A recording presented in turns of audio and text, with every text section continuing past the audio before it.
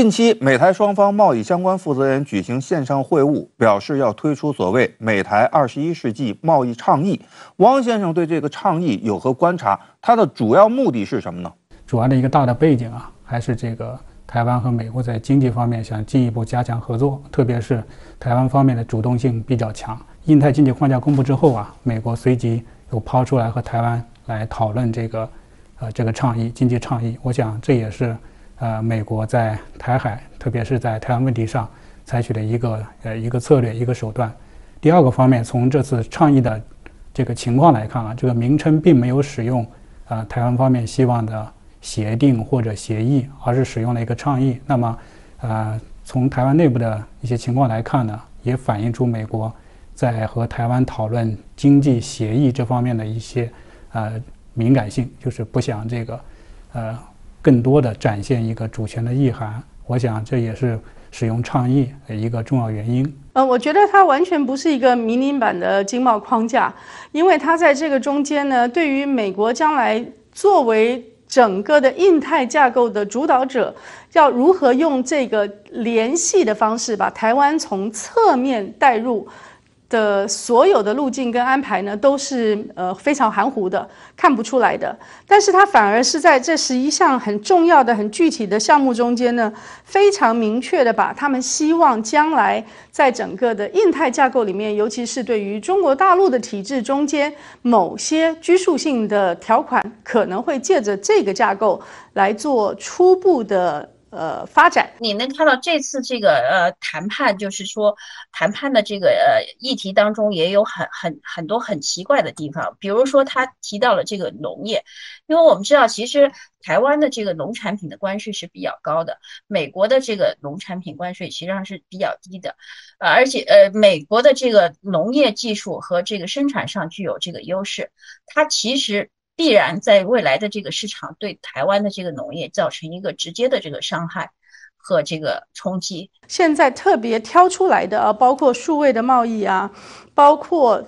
工人，还有以工人为主的这些贸易，我认为它全部都会是借着台湾去对中国大陆施加压力。也就是说，台美的这些所定的一系列的游戏规则，将来台湾如果要跟中国大陆贸易的时候，台湾就也必须要遵守这些游戏规则。那么是不是事实上就会让台湾的手脚被绑住不少？因为台湾现在对中国大陆的贸易的依存度是42%，远远大于跟美国的贸易依存度。所以这一个21世纪贸易倡议，既然有了这么多的所谓美国价值藏在里面，那么自然对于台湾将来跟中国大陆的贸易会产生一定的拘束性。这个经贸协议会对两岸经贸关系造成什么样的影响呢？汪先生，这个从经贸的角度，从贸易的角度这个倡议并不会改变两岸这种紧密的贸易关系。另外，从投资的角度，我想随着大陆一些新经济的崛起台商在大陆的投资也会继续加强大陆的整个的市场的这个规模宏大，而且具有这个完整的产业链、供应链包括大陆有很强的制造业这种基础这都是未来这个两岸经贸关系发展的一个重要的一个基础也是大陆吸引台商投资的一个重要的利好。上世纪90年代，美台就已经开始了贸易及投资架构协定的相关谈判，现在呢又搞了一个所谓倡议，美方为何要重新搭建一个新的对话平台？根据我们在 TIFA 的经验来说，它虽然是双方借着对话机制要把问题解决，可是时常成为美国运用来给台湾施加政治压力的一种手段。从这个角度回头来看，现在的所谓的21世纪贸易倡议呢，又比 TIFA 这种框架协定更弱了一步。如果说我们最终的目的是 FTA， 那么好像是一个从本垒倒回去走 BTA 没有成功，再倒回去走 TIFA 没有成功，现在又倒退到21世纪贸易倡议的一种对话过程。民进党当局自我宣称的说，这个议题是要最终走向这个 FTA， 最终走向这个台美的自由贸易协议，所以我就是从这方面来说，我觉得很怀疑，没有关税这样的一个倡议，它最终怎么样走向这个自由贸易协定呢，总体来说呢，这个议题它就是一个由美方主导的，然后你也可以把它理解为就是说是对台湾当局没有能够参加这个印太经济框架的一种美国方式的补偿。就在上周，美国贸易副代表萨拉比安奇和台经贸谈判代表邓振中举行了线上会晤。会中双方表示将启动所谓21世纪贸易倡议协商，首次谈判的线下会议将于6月底在美国华盛顿召开。随后，大陆方面多部门强调，一个中国原则是中国台湾地区参与对外经济合作的前提。中方一贯反对任何国家与中国台湾地区发生任何形式的官方往来，包括商签任何具有主权意涵和官方性质的经贸协定。不过，蔡当局还是疯狂炒作这一次对美接触。邓振中夸张地表示：“我等这一刻等了30年了。”那么这项倡议到底有什么实质内容？两岸专家学者总结了几个关键词：冲洗、安慰礼、绵里藏针、用足其子。台媒分析称，这次只能算是对美经贸对话与协议谈判方式的更新，看似改变，难说真有进展。根据倡议框架，双方将就11个议题进行谈判，其中包括农业、环保等。虽然涵盖的内容种类繁多，但却大多数都是美国所关心的问题，处处体现出美国在这中间占有绝对的主动权。台湾政治大学经济学系教授林祖嘉指出，第6条，掌握数位贸易所带来的利益，美国实际想做的是通过限制台当局所设立的门槛，不断扩大进入台湾市场的美国科技企业的利益。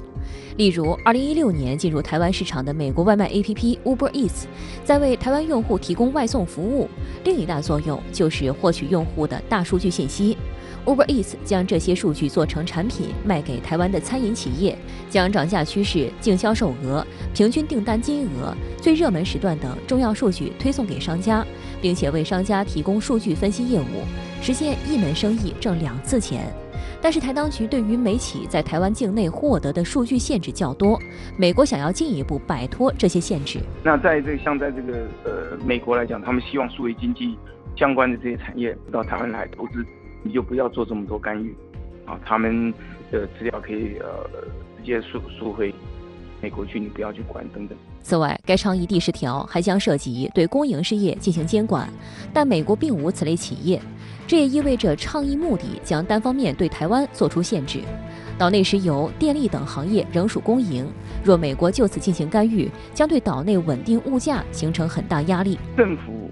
通常对国营事业会有一些补贴，比方说在 CPTPP 里面就讲到说，你政府对国营事业补贴的时候，应该做一些某些限制，好让它的补贴不至于说跟其他国家产生不公平竞争，好，所以这个到时候会不会这样谈，我们不知道。此前，台当局多次表示希望能够加入美国的印太经济框架，并为此做了许多工作，但美国并没有同意。邓振中与美国贸易代表戴琪5月20日在泰国会晤，时指美国总统拜登将在隔天由韩国转往日本，宣布启动印太经济框架。有消息称，戴琪当天已告知邓振中，台湾不在印太经济框架首轮邀请名单中，但随后美国炮制了所谓对台21世纪贸易倡议，可见美方在台海问题上的处心积虑。实际上，所有的内容都是美方设定的，让你台湾经济也好，或者台湾未来产业发展也好，都从属于美国的要求。实际上看得很清楚，美国现在的对外合作有个最大的特点是什么呢？就是他现在不想付出，他只想收获。所以我想，在这个情况下，台湾要想和美国通过这个方式跟美国深化合作啊，无异于以虎谋皮，对吧？讲到底，牺牲的是台湾自己的利益。英国《金融时报》则在报道中特别在主标题中将倡议加了括号，直接以路线图没有达到台北对全面交易和纳入区域框架的希望作为副标题。事实上，在蔡英文发文的8小时内，收到超过2100则留言，大部分都是批评声音。那么多台湾小孩因为新冠去世了，你都不在意，一碰到美国就赶快发文庆祝。也有网友在看完台当局的相关发布后表示，我觉得美国只是想挖技术，挖完就走人了。美国继续收割台湾的韭菜，美国开始掏空台湾。空洞再空洞，来就会吃了，现买了买这么多啊，结果我们要的什么都没有，只有要到一个 talk。中方一贯坚决反对建交国与台湾进行任何形式的官方往来，包括商签具有主权意涵和官方性质的协定。我们也要正告民进党当局，趁早打消以美谋独的算计，否则他们跳得越高，摔得越惨。事实上，美国与台湾地区原本就一直偷偷摸摸在谈自贸，但台湾进口美国问题肉制品的推进速度太慢，导致美方一直不满意。美国的畜牧养殖业普遍使用莱克多巴胺，也就是瘦肉精来喂养动物。莱克多巴胺原本是气喘用药，如果过量摄入的话，人体会出现不同程度的中毒反应，如肌肉震颤、四肢麻痹、心律失常、呼吸困难等，已经被160多个国家禁止。如今才当局完全放开美国的猪肉和牛肉，美方自然也愿意给些甜头。有分析认为，美国这次得手之后，下一步必然会对台当局提出更多具有挑战性的要求，预计谈判过程不会顺利。那对美国来讲，认为说这个是台湾的一个怎么讲一个让步嘛，所以我们后面就会进入哪些东西我们哪些东西不要放等等，就会有更进一步的协商的啦。所以如果你只要有一些东西不同意或者卡关的话，那个进度就会慢下来。林祖嘉表示，美国预计会在2个方面对台施压。首先，美国会继续要求台当局推动华航采购波音公司的飞机。今年4月中旬，美国参议院预算委员会共和党首席议员格林厄姆率团访台时，就公开要求台湾采购波音787。不过，当时华航对美方提出的采购案仅仅表示保留态度，称中长期机队更换是公司计划，会持续进行。预计这项高达80亿美元的采购案将成为美国的重点关注。第二点则是美国的转基因食品进入台湾市场。其实，美国最近最为关注的是产业链、供应链。拜登近期的亚洲之行，相当程度上就是在搞半导体外交。那么，在这样的一个背景之下，美国又会如何挪动台湾这枚棋子，以实现其对华经济竞争、高科技封锁这些方面的布局呢？童女士，毕竟就是说，台湾的这个决策它是要配合美国的。就是说，美国它是整个通盘的这个考虑，那么台湾在这当中呢，它要摆到的这个位置在哪里？就是虽然是一个变动的过程，但它的这个基本的这个在这个角色是不变的，所以应该是会对这个台湾的这种半导体企业，它会有一个更直接的或者说更赤裸裸的这种要求。美国不会关心台湾的生死，只关心本国的利益，难道岛内的企业界、经济界没有警醒吗？雷女士，虽然我们有很多的企业家对于现在的想法跟美国现在的做法感到非常的有危机感，但是他们没有办法逃躲的一个现实，就是台湾是一个非常小的经济体，它并没有一个内部的市场，它必须要依附一个非常庞大的外部市场。过去就是欧美是最重要的外部市场，所以你必须要在欧美的价值策略跟它的产业策略中间寻找你的利基。现在还有一个正在兴起而且不断的扩张的，由中国大陆所领导的，将来会把“一带一路”纳进来的新兴的大市场。所以你可以看出来，台湾现在有很多的企业，他们就面临了这个选择。之前美国居然有人放话说，如果两岸发生战事，必要时要炸毁台积电。台湾经济日报当时就说这是极端情境的想象，说明提出者不够了解中国大陆。那么这种说法也充分反映了美方当前的焦虑。这种毁台论释放出什么信号？我们又应该做好哪些准备呢？汪先生。这也反映了美国一部分人吧，是特别重视这个芯片对未来国家竞争力的一些影响我想这个美国已经把这个经济问题安全化了，甚至把芯片武器化。那么在这种情况下，他们如何思考台积电，确实代表了一部分人的看法。其实美国的这个最终的这个出发点还是美国自己的这个国家利益。为什么会有这种毁台的这种想法？就是这种想法在我们大陆看来是就是说不可思议的。我们说我们对台湾在台海采取的这种军事行动，我们都是针对台独分子。在两岸关系、对两岸企业、两岸交流来说，我们的这个政策是什么？是两岸和平发展，两岸这个融合发展，是要鼓励两岸交流。所以台海两岸就是说，如果有这个军事的这个行动的话，我们的针对的这个对象绝对不会是台积电。不可能的，这个逻辑就是在大陆看来，我们觉得是非常可笑和荒谬的。有报道称，拜登政府这次推动对台贸易倡议，是运用去年7月开始采取的一种所谓快签的谈判授权形式，可以跳过国会的批准程序。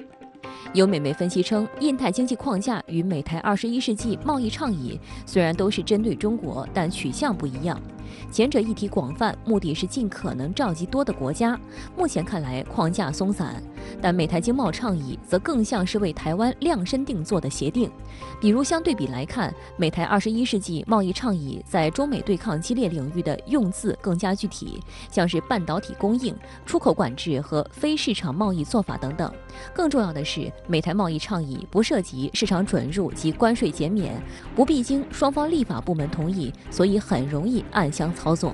其实这个就是一个鸿门宴啦。其实被点名的这些东南亚国家很多都很迟疑，都很抗拒的，只是被美国抓进去了。IPEF， 那他等于就鸿门宴，他今天在大厅里面请客，那台湾不能去，他在那个厨房旁边开一个小房间单独请你吃个饭。就这样他还是要我们做很多事配合美国。那你那个所谓数位贸易讲得很清楚嘛，将来你的出口半导体的这个出口，你要出口到哪里要我美国人同意。用倡议的话，我们立法院就完全不知道。还有这个中间我们对美国做了什么承诺，也没有监督。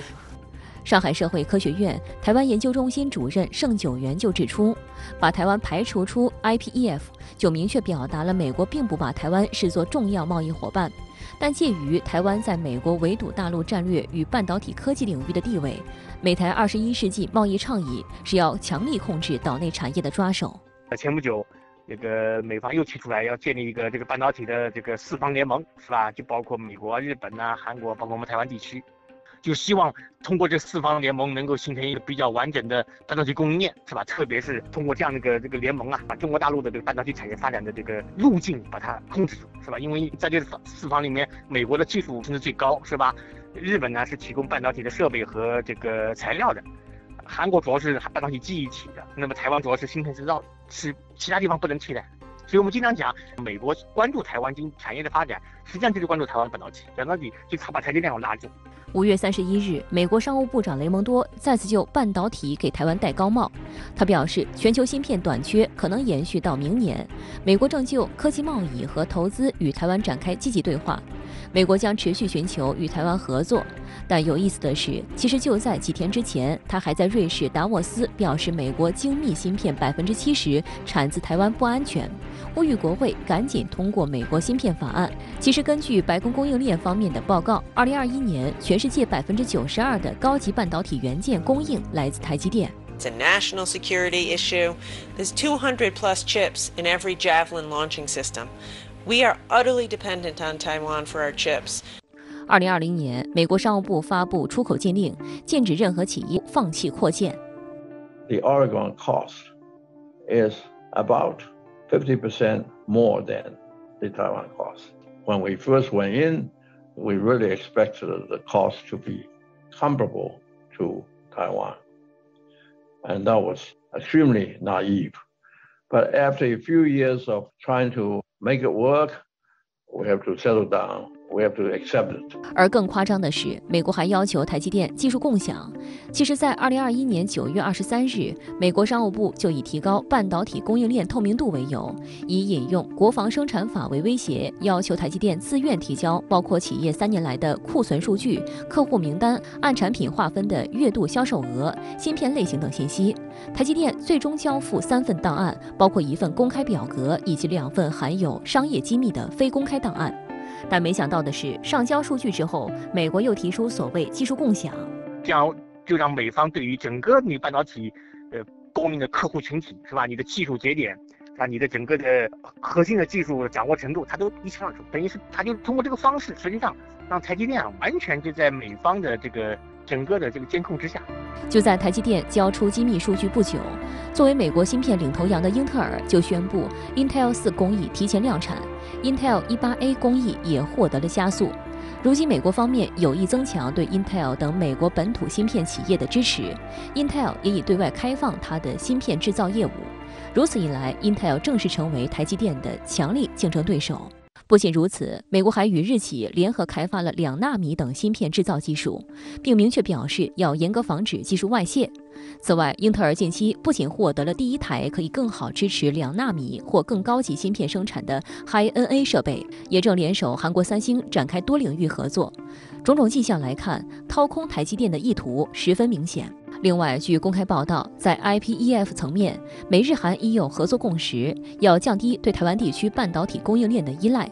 在各种因素的影响下，台积电的股价也从最高时的140美元跌至90多美元，市值蒸发超2400亿美元。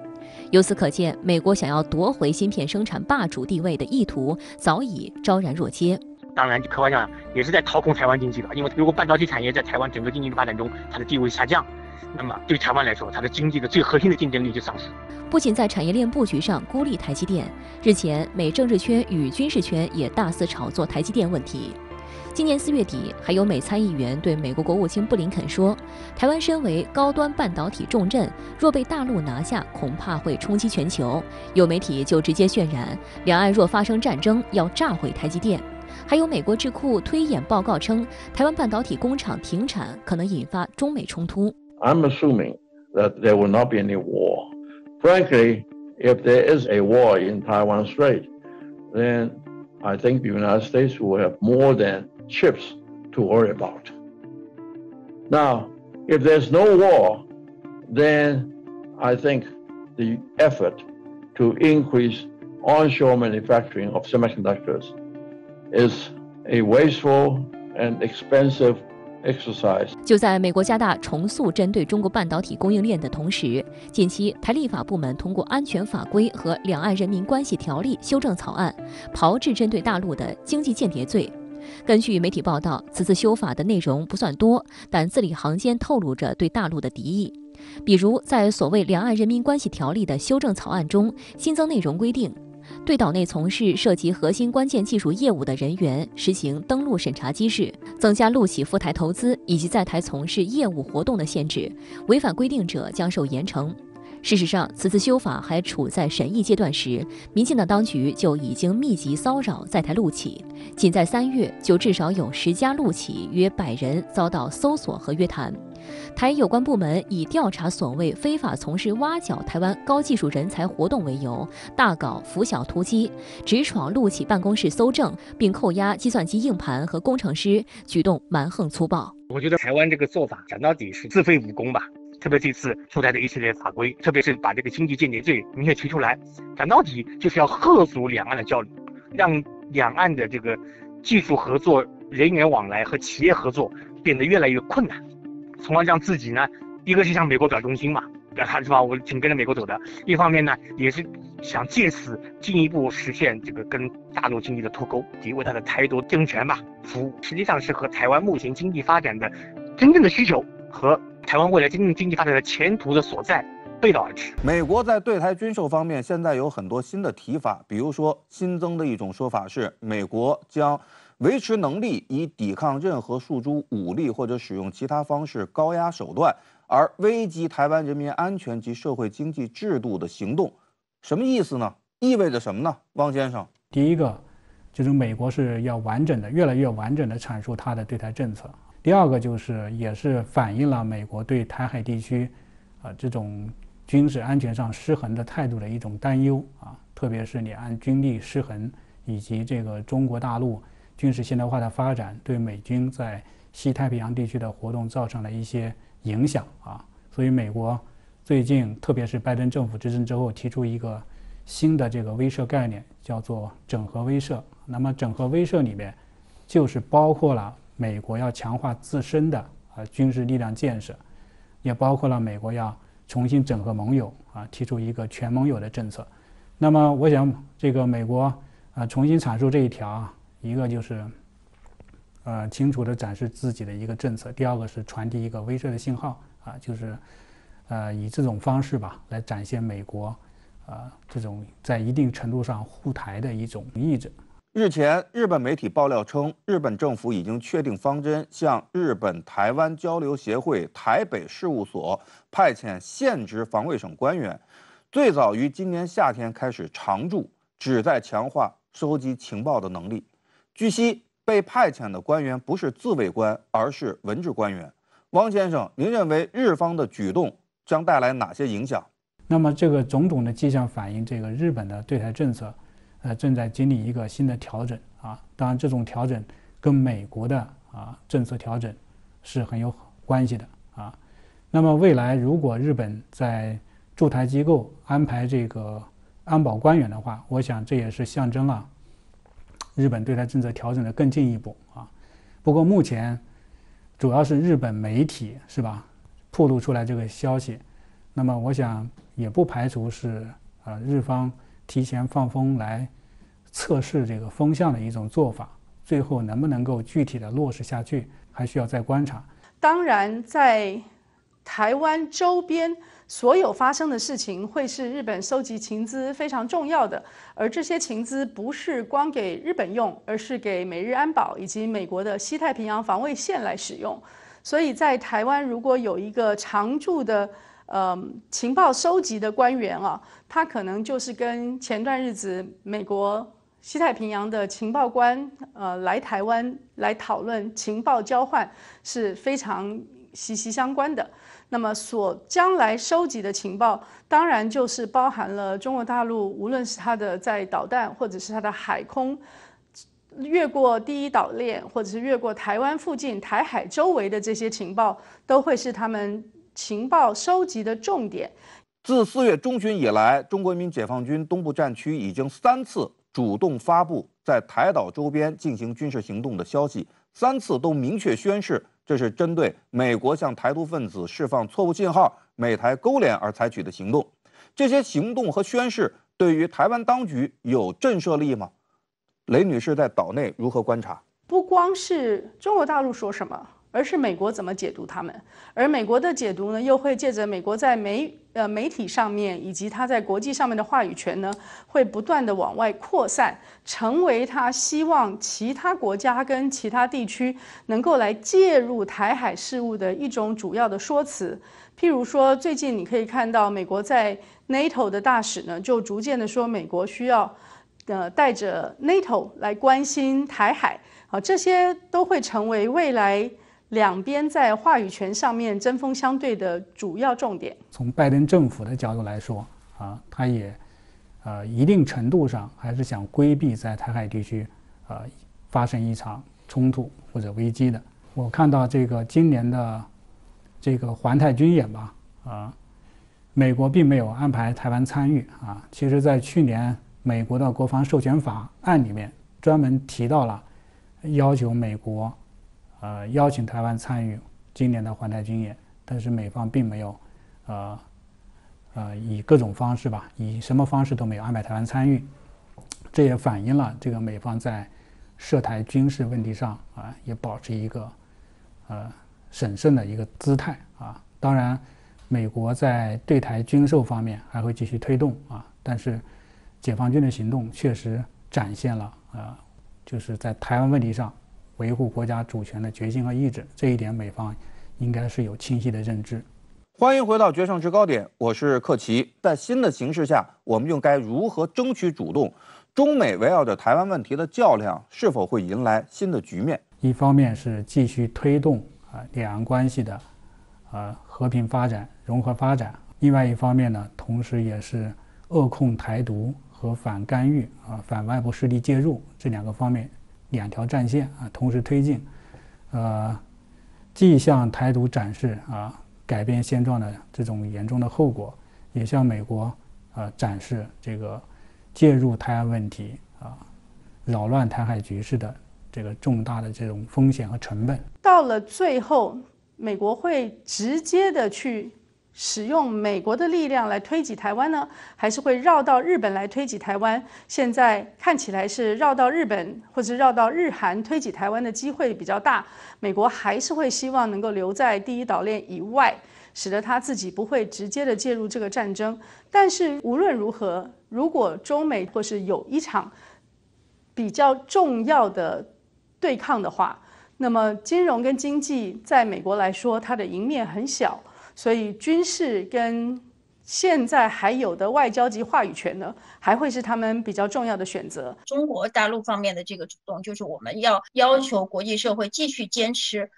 一个中国原则，包括国际组织和这个相关的这个国家。现在有一个比较大的问题呢，就是说现在美国他希望联合他的这个盟友，就是包括欧盟啊，包括日本啊、澳大利亚这样一些国家，他希望能够把这个台湾问题复杂化，或者是说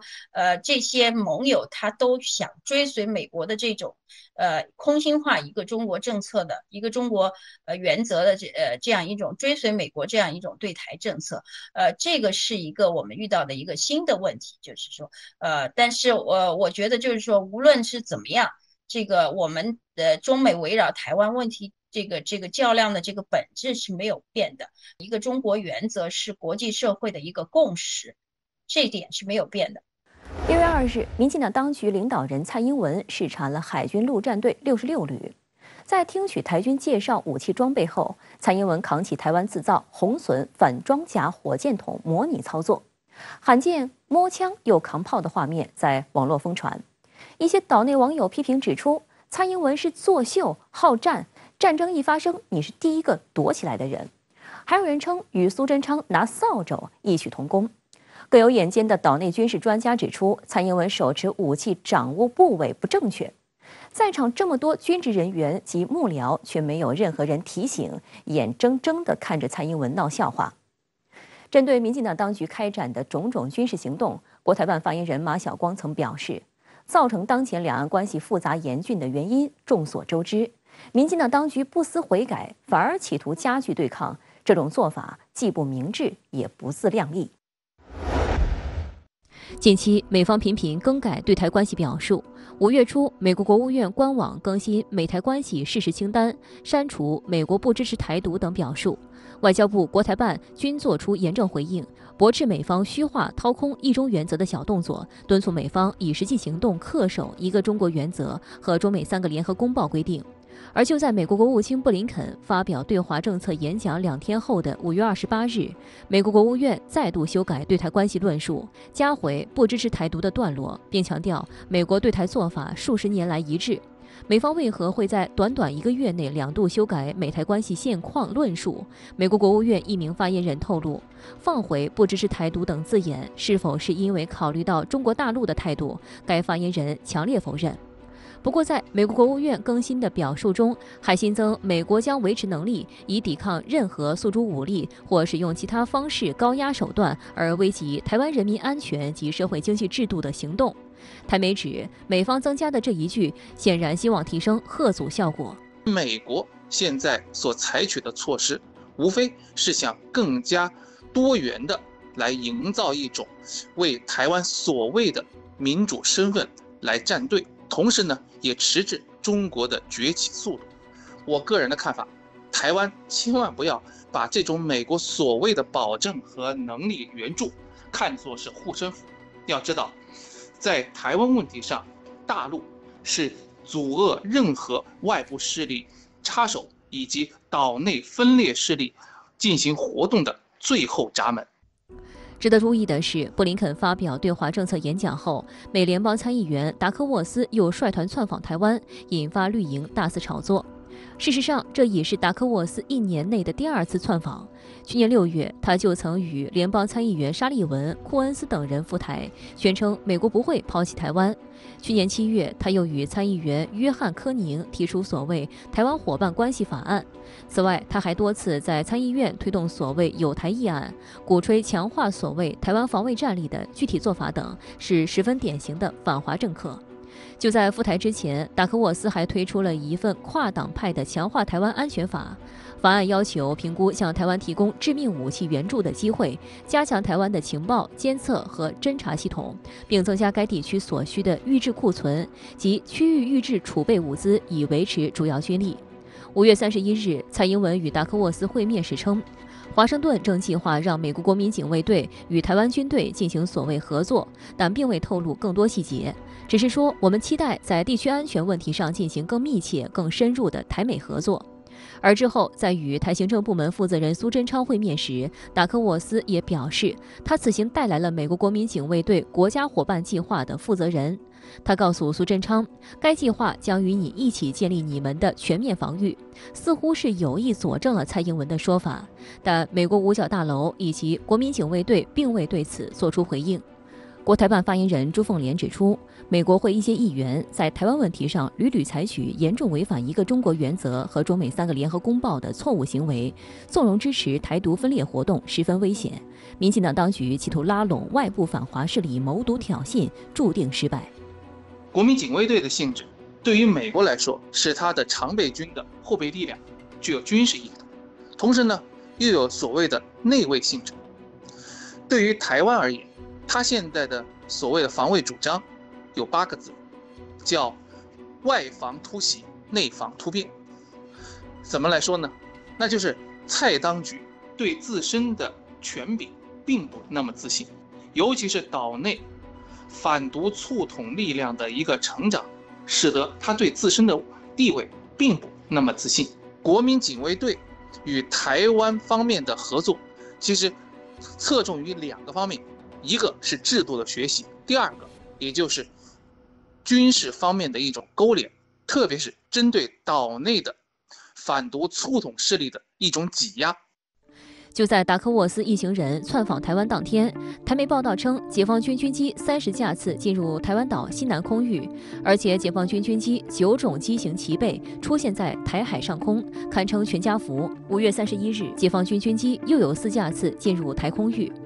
6月1日，中国人民解放军东部战区宣布，东部战区在台岛周边海空域组织多军兵种联合战备警巡，这是解放军1周内第2次组织多军兵种联合战备警巡。而自4月中旬以来，东部战区已经3次主动发布解放军在台岛周边演练的消息。值得注意的是，这3次实战军事演训都明确宣示是针对美国向台独分子释放错误信号、美台勾连等采取的行动。美国会刻意的制造两岸之间的军事对立模式，一方面赚取军火不义之财，另一方面呢又能够迟滞大陆的发展。还是那句话，不战而屈人之兵的根本，那就是要让自己的威慑能力做到能用、管用、敢用。做到这一步，美台的任何勾连，即便是军事上的勾连，都将是无效的。据日本日经亚洲杂志网站报道，美国国防部长奥斯汀在出访亚洲前接受该刊书面采访时声称，美国愿意扩大对台当局的所谓武器援助和军事训练。奥斯汀还声称，美国将使台当局能够获得维持足够的所谓自卫能力所需的物资和服务。中方一向坚决反对美方向中国台湾地区出售武器，这严重侵犯中国等等。值得注意的是，日本方面近期屡次炒作涉台议题。据日媒产经新闻报道，日本政府打算最快今年夏天派遣防卫省现役自卫官常驻台湾，这将是日本首度派遣防卫省现役自卫官驻台。报道称，日本政府打算派驻台湾的防卫省现役官员并非武官，而是文职官员。目前，日本台湾交流协会内部设有安全保障担当主任一职，就是相当于所谓驻台的自卫官。只不过多年来，日方派驻的均为已退休的防卫省人员。日本国内有相关人士认为，为了加强收集情资的能力，应派遣防卫省现役官员驻台。这种手段如果成真的话，会对中日关系造成一个严重的冲击。特别是今年是中日邦交正常化50周年，如果来这一出戏，那么我想必日本所受的损失要远远超过中国。我个人的看法，日本必须要考虑到中日关系大局，以及美国印太战略下虽有对华竞争，但同时有对华合作的一面。在这个情况下，过度的充当跳梁小丑，恐怕弊大于利。据日本媒体报道，日本首相岸田文雄现已确认出席于6月26日在德国召开的7国集团首脑会议，并正在协调随后在西班牙召开的北约首脑会议。如果成行，岸田将成为有史以来第1位出席北约峰会的日本首相。共同社引述日本政府不具名消息人士的话称，日本政府希望通过岸田出席北约峰会而加强与美国及欧洲国家就如何应对俄乌冲突以及台海可能发生的紧急状况进行密切的协商和协调。近来，日本前首相安倍晋三也在台海问题上大放厥词。据报道，安倍晋三在一场论坛中以日本应如何因应台湾海峡紧张情势为题发表演说。他宣称，针对台海情势，美日等其他理念相同的国家要深化彼此间的情谊和联系，创造出使中国大陆放弃武统台湾的条件。日本有必要从根本上强化防卫能力，再以美日同盟为中心，提高对中国大陆的嚇阻力，并且再次提到台湾有事就是日本有事。